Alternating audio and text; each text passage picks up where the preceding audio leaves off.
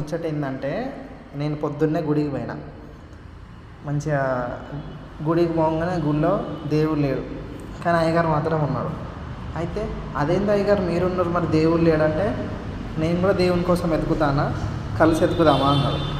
సరే అయ్యగారు కలిసి వెతుకుదామన్నాం. కొంచెం ముందుకు పోయినాక కొంతమంది కూడా ఉన్నారు, వాళ్ళు కూడా దేవుని కోసం వెతుకుతారు. ఇంకొంచెం ముందు పోయేసరికి దేవుడు కనిపించాడు.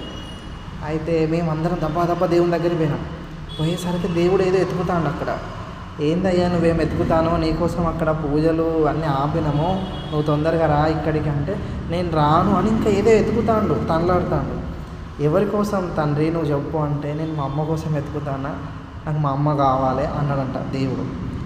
అయితే ఈ ముచ్చటి ఇవాళ ఎందుకు చెప్పిందంటే, ఇవాళ మదర్స్ డే.